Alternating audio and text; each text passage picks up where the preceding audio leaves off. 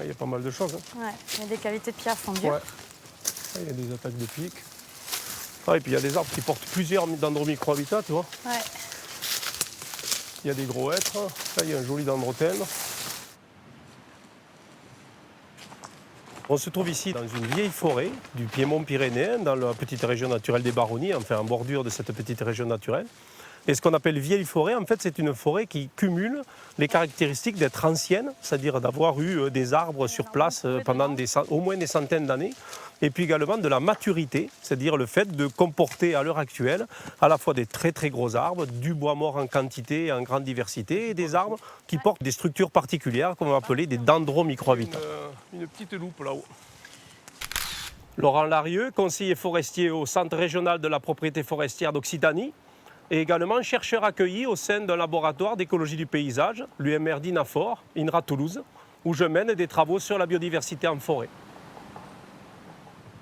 Dendro en grec signifie l'arbre, et donc tout ce qui tourne autour de l'arbre est appelé dendro. Dendrométrie, c'est la mesure des arbres. Dendromicrohabitat, des habitats de petite dimension qui sont portés par des arbres.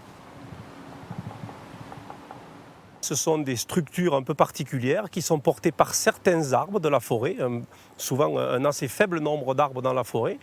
Et donc, par exemple, des trous, des cavités, etc. Enfin, en tout cas, des singularités qui ne sont pas portées par l'ensemble des arbres et qui sont caractéristiques de ce qu'on appelle des arbres habitats. Alors, à la faveur de petites cuvettes qui se forment entre les racines des arbres, ou parfois également dans les fourches, à l'intersection de deux grosses branches, s'accumule à la fois de l'eau et qui se charge en matière organique, des feuilles, des petites branchettes, etc. qui tombent dans cette lame d'eau. Alors dans ce dendromicrohabitat qu'on appelle dendrothelme, un certain nombre d'organismes vivent et utilisent ce microhabitat pour boucler leur cycle de vie. On en décrit à l'heure actuelle environ 47 des grands types de dendromicrohabitats que l'on peut regrouper après par grandes catégories, les cavités entre elles, etc. Les plus gros arbres portent plus de dendromicrohabitats et plus de types de dendromicrohabitats différents que les arbres de plus petite dimension. C'est une loge de pic. C'est en fait la cavité que creuse le pic-et-pêche chaque année et qui lui sert de nid. Alors on connaît assez peu de choses encore sur la genèse de ces dendromicrohabitats, de ces structures.